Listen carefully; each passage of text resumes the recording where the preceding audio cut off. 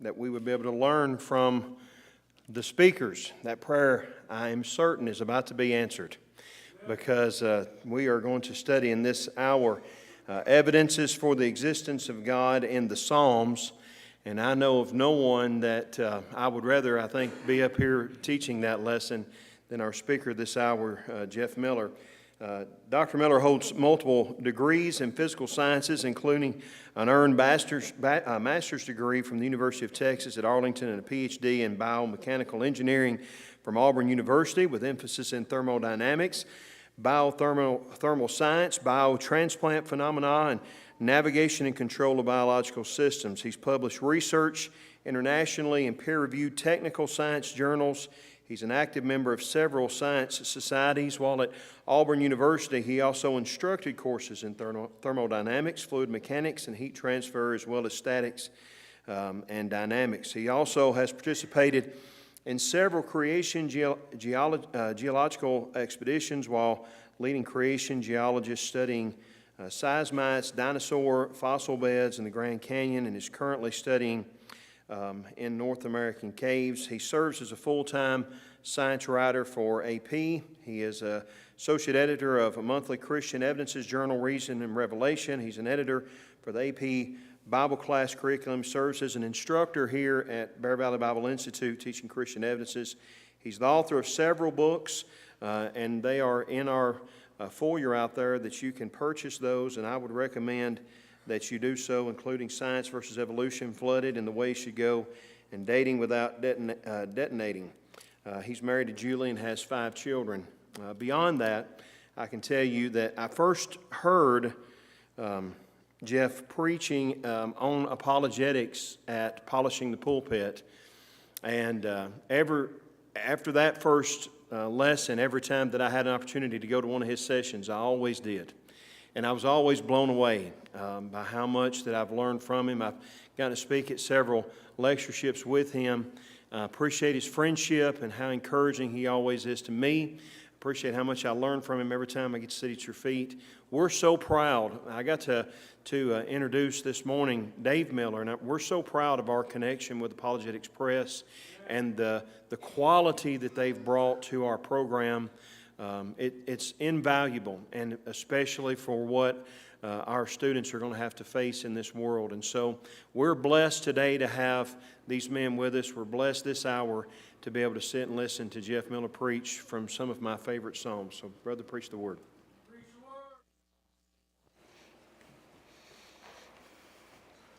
the word. It is exciting to be able to be here, and especially that I get to be here alongside my dad.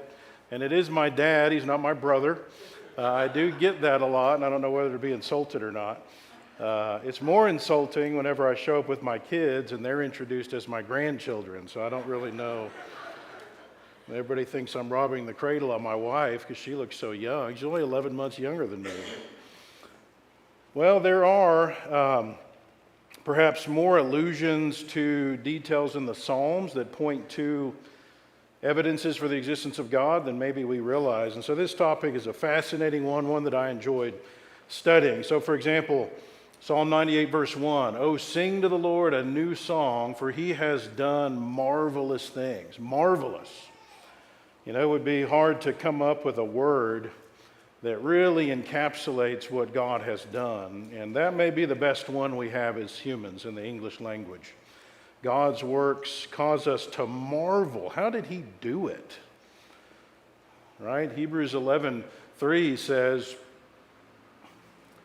"By faith we understand that the universe was created by the word of God, so that what is seen was not made out of things that are visible." Hebrews 11:3 says. All right, so we know that God spoke everything into existence out of nothing. But how can we understand how he did that? Well, we can't. Okay, that's something we have to accept by faith. We have to trust God that that is possible, with him at least, even if we can't understand that. The psalmist explained in chapter 33, verses 6 and 9, "By the word of the Lord the heavens were made, and all the host of them by the breath of his mouth. For he spoke, and it was done. He commanded, and it stood fast." Now, wait a minute.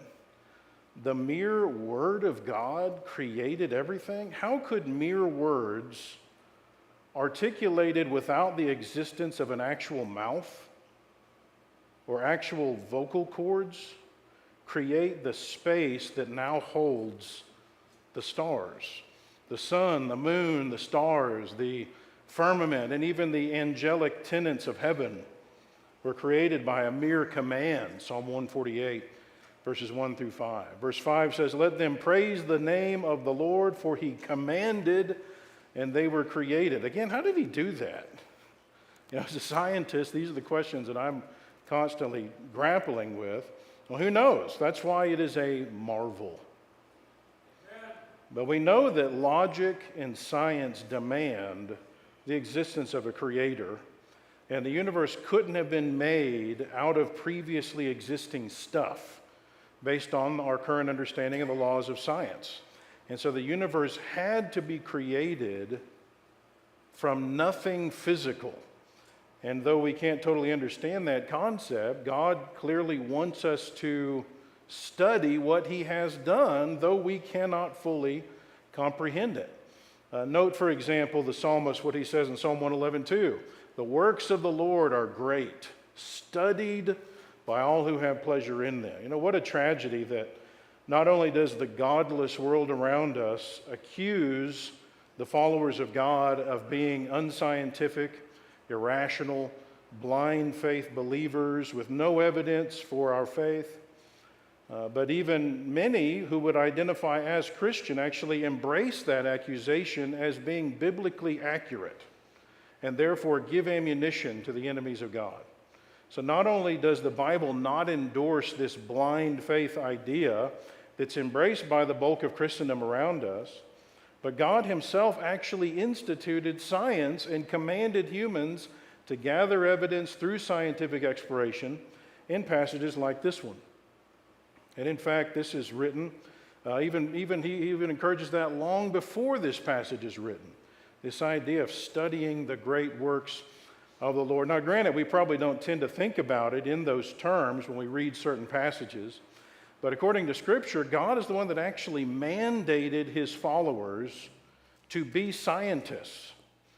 And so Bible believers are not anti-science. We're not science deniers. Science is not an enemy of the Bible.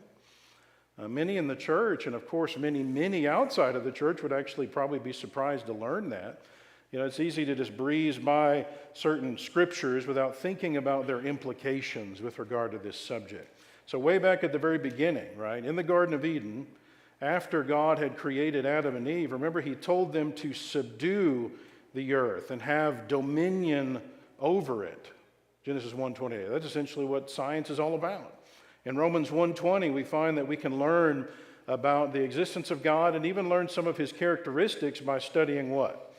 The things that are made. So studying creation, that's science.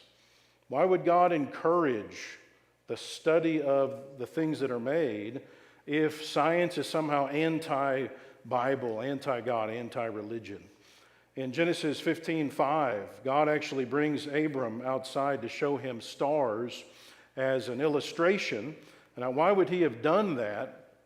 Again, encouraging, in this case, the examination of the heavens, like astronomy, if God is somehow anti-science. The scientific discipline of astronomy was established when God told Abram to study the stars. And then in 1 Thessalonians 5:21, we're told to test all things, hold fast what is good. That's essentially an 8-word summary of the scientific method.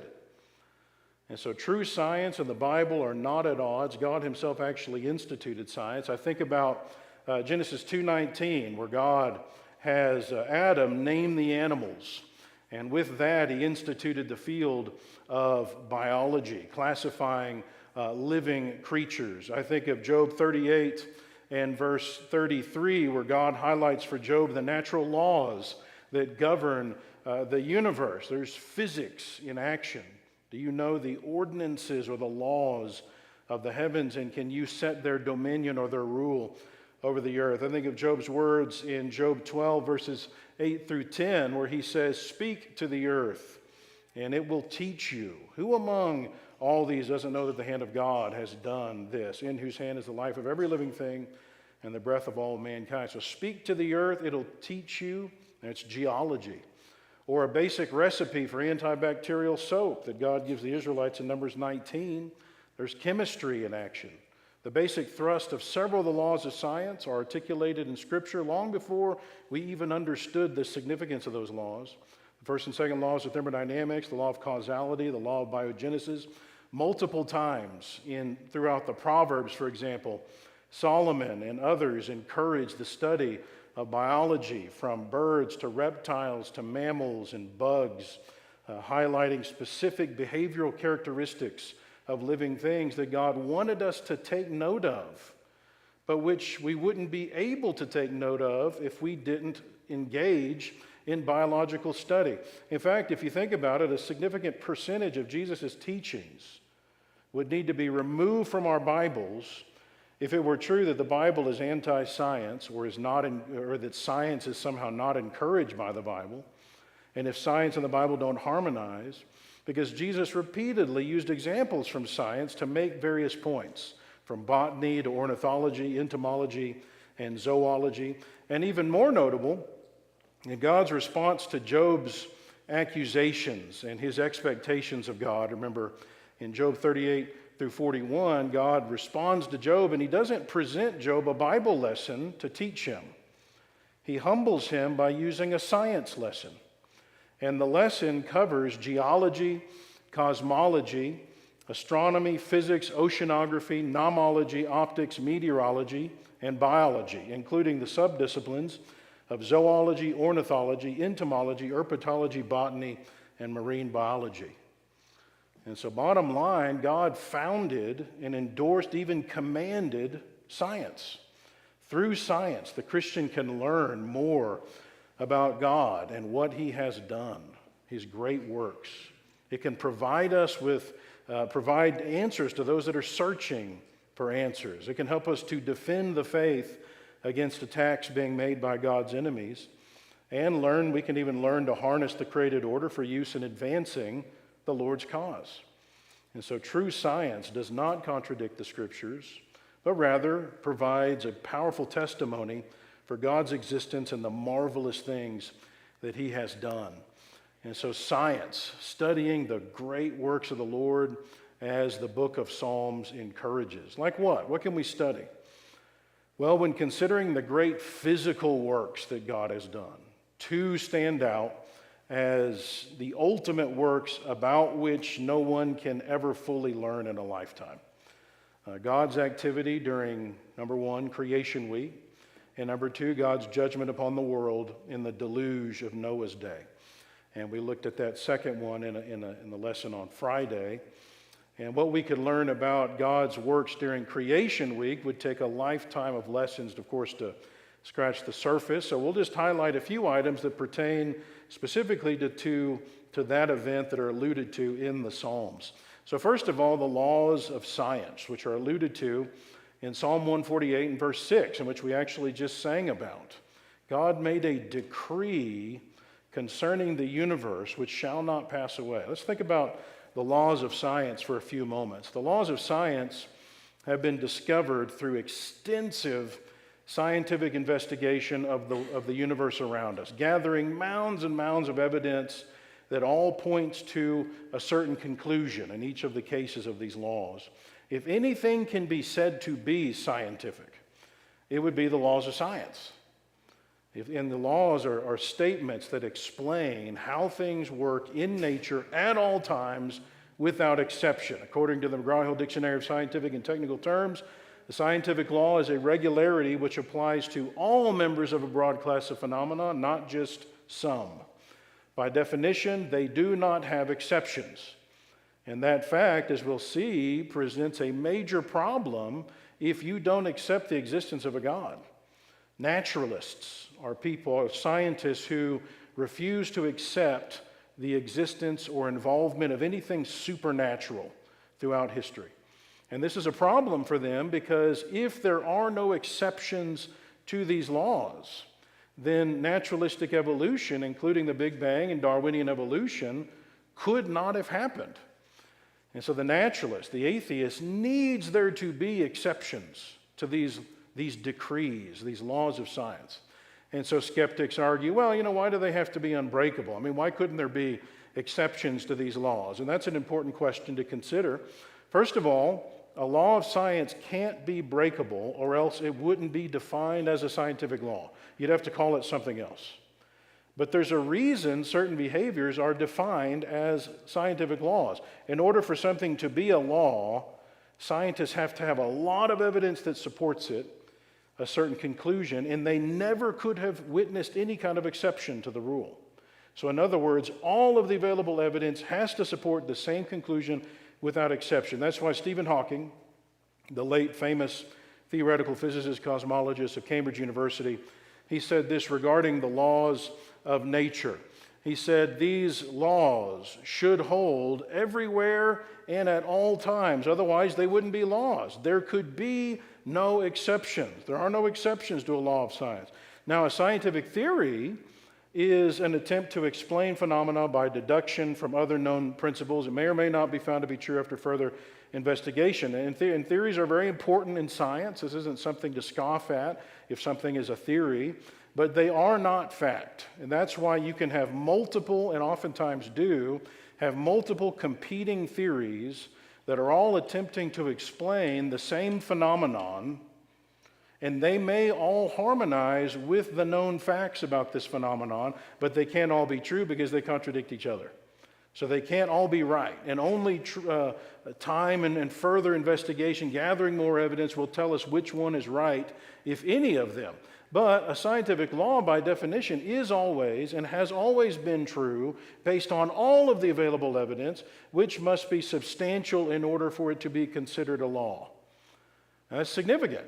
So if you go ahead and set up a model that rejects a law of science, you are rejecting all of the evidence, and therefore you are being irrational. So consider an example. The laws of thermodynamics don't have exceptions. They are the fixed, unvarying conclusions from the scientific evidence. To claim that there are some unknown exceptions would be to claim something that goes against the evidence. In other words, it would be irrational. It would be drawing a conclusion not supported by the scientific evidence. The laws of thermodynamics are firmly established and are beyond doubt. Now, a perpetual motion machine, you've probably heard of this. This is a design that attempts to violate, to find an exception to one of the laws of thermodynamics. Okay? And numerous attempts have been made over the centuries to design such a machine, all without success. Of course, if a person could actually make such a machine, they would be rich.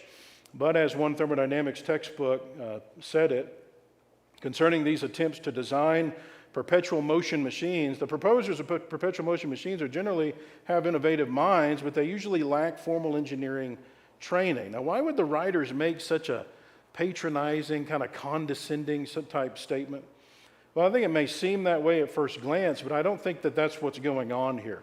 The reason they're saying that is that the laws of thermodynamics, which are taught very extensively in like mechanical engineering curricula, there's so much evidence for these, and yet they prohibit the design of a perpetual motion machine. The laws are so well known and established as beyond exception that it would be unlikely for anybody that's actually educated in mechanical engineering to miss the truth on this matter. Simply put, a person would have to be untrained, uneducated in engineering to claim to have made such a machine. So according to the textbook writers, to spend time and energy in such a pursuit would categorize that person as unknowledgeable about scientific truth. Even the government of the United States understands this truth, whether or not they fully grasp the implications of it.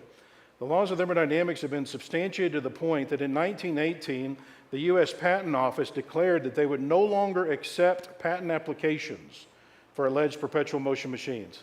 The Patent Office was sick of getting these applications for these impossible devices. They recognized these attempts as pointless. There are no exceptions to the laws of science. It's a waste of time to try to develop such a thing. But as Philip Yam, a science writer and managing editor of the magazine Scientific American at the time, he said, claims for perpetual motion machines and other free energy devices still persist, of course, even though they inevitably turn out to violate at least one law of thermodynamics. There are just no exceptions to these laws. Now, to develop a theory, a model, that requires you to break the laws of thermodynamics, which is what naturalism does, would be unscientific. It would be in defiance of the second law of thermodynamics. It's unscientific, and it doesn't matter how much jargon a person throws up in the air to confuse the issue on this. If a person believes in such a theory, that amounts to irrationally drawing conclusions not warranted by the scientific evidence. Evidence all of which supports the idea that nothing can last forever.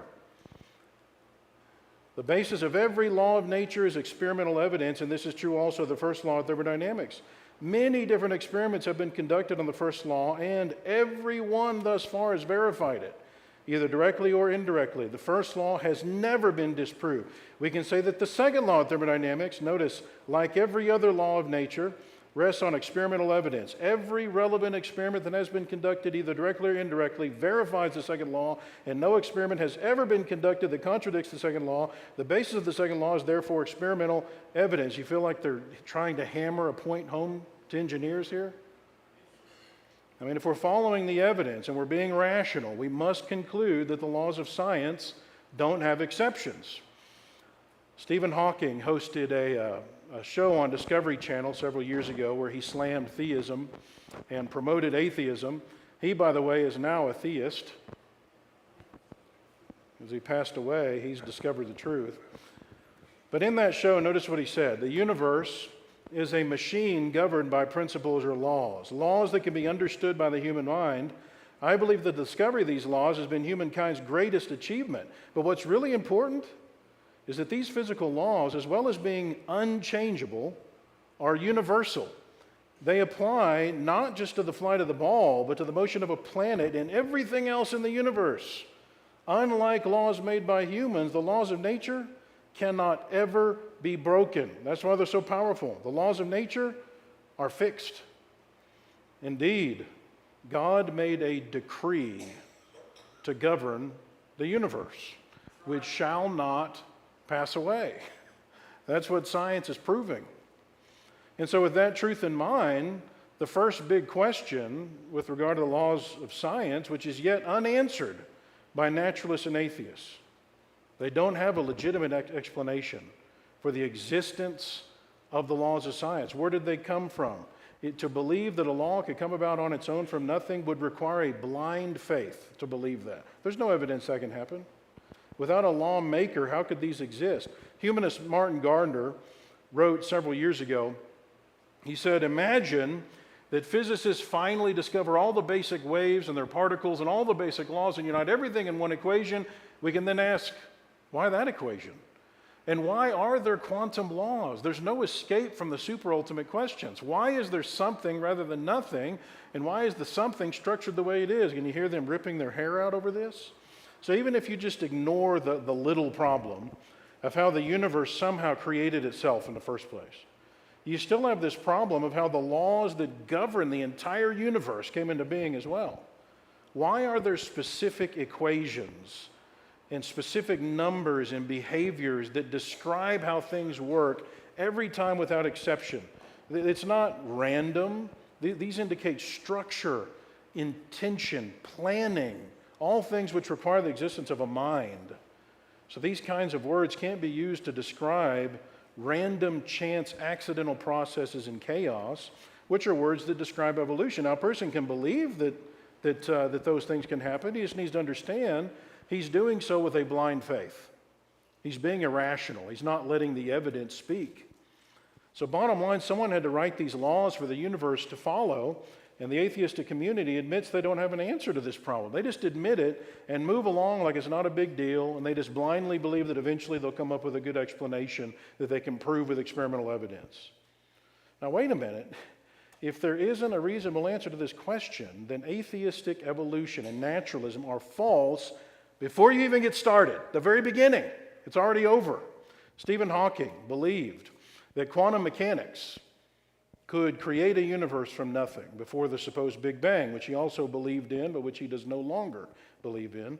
But again, even if that were true and the evidence stands against it, Hawking still had to ask the questions. Did God create the quantum laws that allowed the Big Bang to occur? In a nutshell, did we need a God to set it all up so that the Big Bang could bang? And his stubborn answer was no. Now, the problem is he could not provide an answer to those questions. He couldn't even attempt an explanation, and yet he flat out rejects the idea of the existence of a creator whose existence would actually give him a reasonable answer to the problem, which reveals that he's not really a scientist. This isn't about science. He's not letting the evidence speak.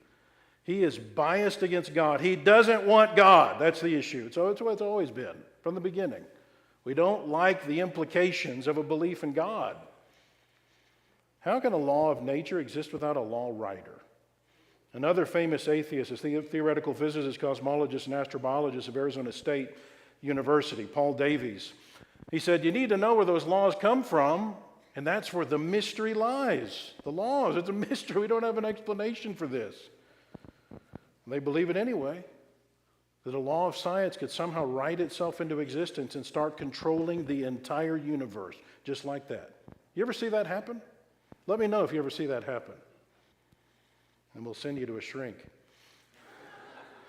Physicist and cosmologist George Ellis, professor emeritus at the University of Cape Town, who also held previous positions at Cambridge, University of Texas, Fermi Institute, and other places.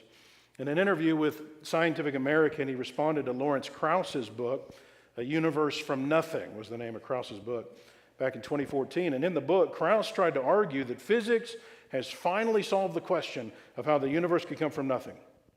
And Ellis responded with a scathing critique of that idea. And he's no theist, he's no creationist or something. But among his comments, he said, and above all, Krauss does not address why the laws of physics exist, why they have the form they have, or in what kind of manifestation they existed before the universe existed, which he must believe, if he believes they brought the universe into existence. Who or what dreamt up symmetry principles, Lagrangians, specific symmetry groups, gauge theories, and so on? He doesn't begin to answer those questions. The naturalists don't have an answer to the most fundamental questions. And the reason is that the answers to those questions shout out that naturalism is false. There's got to be a God, and they don't want that. There must be something outside of the natural realm. Well, atheistic models can't explain the origin of the laws of science, but of course the creation model has a rational explanation. Long before the bulk of the laws of science had ever been discovered, the laws of science were in existence governing the universe. In the last few chapters, remember the book of Job, when God is giving that science sermon to Job, one of the points that he brought up to highlight to Job, that Job, you don't know what you're talking about. You're not in a position to be demanding an explanation. You don't understand what I'm doing and why I'm doing it. And two of the humbling questions that God brought up were, do you know the ordinances of the heavens, and can you set their dominion over the earth? This is referring to the laws of science. So implied in these questions is the fact, number one, there are laws of science that exist, these decrees that govern the whole universe. And this is stated long before we'd figured these things out. And number two, they were written by God. And so, of course, you would expect them to be in harmony with the creation model. In the same way, you can't have a poem without a poet. Naturally, a law requires a law writer. They go together. One implies the other. Atheism can give no explanation for their existence, which leaves a supernatural explanation, which, of course, is in harmony with the Bible. So returning to Psalm 148, when God created the universe with its inhabitants at a mere command, he put in place a decree to govern them, which shall not pass away, verse 6. The RSV translates the verse, he fixed their bounds which cannot be passed. The universe must behave the way God wants it to function because God is forcing it to. Okay, now from a scientific perspective, that is mind-boggling, isn't it? Think about that. When you consider the infinite power that would be required to force the entire universe, at least billions of light years in diameter, force it to behave in precisely the way God wants it to every second of every day. Fire and hail, snow and clouds, stormy wind fulfilling his word. The processes of the earth from the behavior of fire, hail, and snow to that of the clouds and stormy wind fulfill his command every moment. They do his bidding. The NIV translates this. Amazingly, the Bible tells us that when God created the universe, he didn't merely do so and leave the universe to its own devices, as deists believe. No, according to Hebrews 1:3, Jesus, present tense, upholds the universe by the word of his power. Also, speaking of Christ, Paul tells us in Colossians 1:17 that in him all things hold together. Again, how does that work exactly? I mean, is God providing gravitational energy to the universe? I mean, I don't know. This is another marvel of the created order. But the takeaway in the present discussion is that God's continued actions in the universe are apparently what forces the laws of science to exist and do what they do. Otherwise, the universe wouldn't hold together. It wouldn't be upheld. Whether it would dissolve, blow up, or result in something worse, I don't know. But it wouldn't be good. 2 Peter 3:10-12 may be a glimpse of what that would look like. But bottom line, while the person who rejects God must explain the origin of the laws of science and has no logical explanation for their existence, we have a logical reason for their existence and behavior, and we learn it from the Bible. And it's even alluded to here in the Psalms. God created these laws. He set them in place to govern the universe and continues to supply their power to do so. Now, even if a person could logically explain the origin of the laws of science without God, he also has to be able to explain how the universe itself could come from nothing without a creator, and he can't do that. And yet he continues to believe it can happen anyway because of his blind faith, the very thing that he claims that we have. He's being the irrational one, not the theist. The existence and origin of the stuff of the universe, the matter and energy of which everything is made, has to be explained. So with that in mind, let's think about just two of these laws of science that govern the universe. Two laws which the naturalists cannot explain, the first and second laws of thermodynamics. Now the atheists, of course, most of them argue for the origin of the universe, that can be explained from a massive explosion type event from this extremely hot, tiny, dense ball of stuff billions of years ago. Now, even if that were true, of course, we ask the question, where did that little ball come from? Now, if you're a naturalist, if you don't accept God, you've only got two options.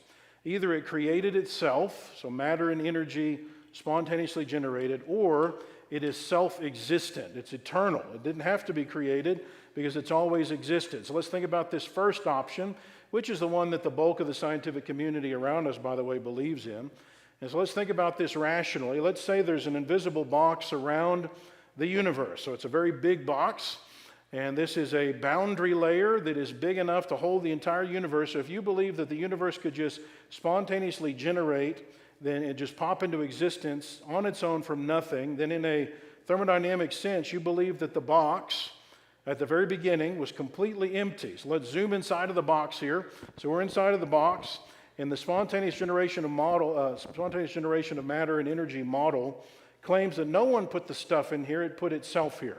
And so according to this model, you can just stand around inside of this box and stare into nothingness and just give it enough time. Magically, something can just pop into existence. And not only could just something, by the way, notice how this sounds kind of like superstition and witchcraft, but it's witchcraft without a witch. It's pure silliness, and this is what the bulk of the world around us believes. Not only could something pop into existence, but according to this version of the model, a little ball containing all of the stuff of the universe somehow just popped into existence. And then, so they say, for some reason, the Big Bang process started. They don't know why. And eventually, given enough time, the universe expands. Life somehow pops into existence. I don't have an answer to that one either. And somehow it eventually gathers more and more genetic information from nothing, which doesn't happen in nature either. Notice all the blind faith that's required here. And eventually, you accidentally show up in the universe. And this is now the logical, rational explanation that is taught in our country and in the textbooks and so forth. But of course, there are a few problems with these ideas when you look at the actual evidence. The first law of thermodynamics, the laws of thermodynamics of the scientific laws, these are considered sometimes super laws. They are the laws other laws are built on. And these are fundamental to what science is about. And the first law can be summarized by this statement on the screen by an evolutionist here. Notice the name of the book, Fallacies of Creationism. Energy can be neither created nor destroyed, but can only be converted from one form to another. All right, we also call this the law of conservation of matter and energy. So, what does this mean practically speaking? Well, have you ever thought about what happened to a log of wood when you burned it? Where did all the stuff go? All you've got left is this pile of ash. That can't account for everything that was there before you burned it. So where did it go? Did it disappear from the universe? Was it destroyed? The first law of thermodynamics says that in any process we've ever seen in the universe, matter and energy can change form, but the sum total amount of energy in the universe before and after a process equal each other. Any kind of process. So in this case, if you burn a piece of wood, some of that energy can change into heat, light, ash, and chemicals and so forth. But you still have the same amount of stuff in the universe after you burn it as you had before. So energy hasn't disappeared or been brought into existence by this process. So using more technical terminology, the first law of thermodynamics says that in any kind of system, so for example, a closed system like the box that we're looking at that contains the entire universe, and if it's a closed system, that means there's no stuff coming into the box, no stuff leaving the box. Okay? In any kind of system like that, the sum total amount of energy within the boundaries of that system has to remain constant. So as this chart shows, the amount of energy present before any process, like wood burning, has to equal the amount of energy after the process. So if you start with nothing in the box, then what are you going to have after the process? Well, you got to have nothing. I mean, this is rocket science. I mean, you got to go get a PhD to understand this. Apparently, you have to get a PhD to somehow not understand it. Things don't pop into existence. That's not going to happen according to the first law of thermodynamics, which, remember, has no exceptions. And so by implication, it would be unscientific, because it would go against the laws of science, and it would be irrational, because it goes against all the evidence, to believe that matter and energy can come into being in that box in such a way that the first law of thermodynamics is violated. According to the first law of thermodynamics, the only way you can get stuff in the box if it wasn't there before is if something is outside of the box and put it there. That's what science demands to be the case. Now, a person can ignore that if they want to, but they're having a blind faith in some other option. They're not following the evidence without bias. This is a telling quote. British evolutionary biologist and atheist of Oxford University, Richard Dawkins, in a television interview 10 years ago. Notice what he said. Of course it's counterintuitive that you can get something from nothing. Of course common sense doesn't allow you to get something from nothing. That's why it's interesting. It's got to be interesting in order to give rise to the universe at all. Something pretty mysterious had to give rise to the origin of the universe. You hear that? Well, yeah, of course it goes against common sense. It's counterintuitive, but I'm going to believe it anyway. Okay, how's that supposed to happen? Well, I don't know. It's something mysterious. Change that to supernatural, because that's what he's saying. There's no such thing as a naturalist. Everybody's a supernaturalist. We all have to believe that at some point things happen that don't happen in nature. The question is, which supernatural model is the true one? Which one is actually supported by the evidence? And the evidence is clear on that. So according to the scientific evidence, the first option is not possible if you want to stick with the evidence. So what about the second option? This option has fallen on hard times. People used to believe this decades ago, but we'll go ahead and talk about it just for the sake of being thorough. This model would claim the universe has always been inside of that box. No one put it there, it didn't pop into existence. It's been either moving through space forever, expanding, or if you believe in the oscillating universe model, you believe the universe operates in a cycle where you have a collapse and then another big bang and expansion, collapse, another big, basically a massive accordion going on forever. Either way, this model would say that the stuff of the universe has been here forever. Well, recall Paul Davies, writing in New Scientist, he said the celebrated second law of thermodynamics says, roughly speaking, that in any change, the universe becomes a slightly more disorderly place. The entropy goes up, the information content goes down. This natural tendency towards disintegration and chaos is evident all around us. So what are the implications of that? Well, in a technical sense, the second law of thermodynamics builds on the first, and it says that in any kind of process, even though you have the same amount of energy before and after the process, according to the second law, some of that energy transforms into a less usable form, and we call that entropy. And this is an irreversible process. That's what makes this a law. It only works in one way, and it makes the evolutionists pull their hair out, because why doesn't it go the other way? Why does it behave exactly this way? So in any process that we've ever seen in the universe, this is the way it works. Now what this means, practically speaking, is that everything's wearing out. And as Paul Davies said, this is evident all around us. Does a car get nicer on its own over time? Wouldn't it be nice if you can go down to the junkyard and get a clunker and just give it some time and watch it? Eventually it'll turn into a Ferrari. Wouldn't that be nice? Well, sorry, that's not going to happen. Kids, wouldn't it be nice if your room would just magically clean itself? Just sit there and watch it. My kids try that one a lot. A house's paint job is not going to get nicer on it. It's going to eventually collapse. So returning to our wood burning example, when wood burns, all of the energy that was present before it burned is still there in the universe after it burns, according to the first law. But according to the second law, much of it transforms into a less usable form of energy that you can't retrieve as easily. So like heat. And once the heat dissipates, you're essentially left with a pile of ash, which of course is not nearly as usable. So again, just like with the first law of thermodynamics, the second law has never been broken. It has no exceptions. So notice what this thermodynamics textbook says. To date, no experiment has been conducted that contradicts the second law, and this should be taken as sufficient proof of its validity. Now, what does this mean with regard to the origins question? Well, it means that the universe could not have always existed, and we still have usable energy. So according to the second law of thermodynamics, if the universe is infinite in age, everything should be totally broken down. We should be at a state of heat death, thermal equilibrium.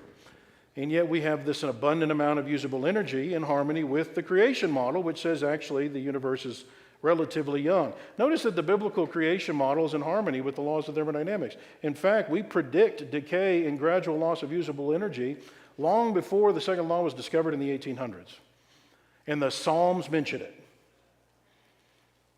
According to the Psalms, the universe will not last forever. It will grow old and deteriorate. Notice what Psalm 102 says. Of old you laid the foundation of the earth, and the heavens are the work of your hands. They will perish, but you will endure. Yes, they will all grow old like a garment, like a cloak. You'll change them, and they will be changed. But you are the same, and your years will have no end. So once again, we have a psalm written thousands of years ago with a scientific truth way ahead of its time, proving the supernatural origin of the Bible and therefore the existence of God. The second law of thermodynamics wasn't formally articulated till the 1800s. Here we have it stated accurately by the psalmist thousands of years ago. So again, according to the laws of science, specifically the first and second laws of thermodynamics, which have no exceptions, the spontaneous generation of matter and energy could not have happened, and matter cannot be eternal. And so those are the only two options for how atheistic evolution could happen. So naturalism is not possible. By process of elimination, that leaves some form of creation. And on top of that, of course, the creation model is supported by both of these laws, and in fact, you can find them in the Bible. If you stick with the actual evidence rather than blindly accepting what naturalists shove down our throat, the evidence clearly leads to God. Stephen Hawking acknowledged that the Big Bang explanation of the universe, even though it is supposed to be a scientific, natural explanation of the universe, it would require that the laws of physics would have had to have broken down at the beginning. In other words, they don't work there. Now think about that. If the laws of science don't work at the beginning of their model, that means that whatever happened was outside the bounds of natural law. Guess what we call that? We call that a miracle. That's supernatural.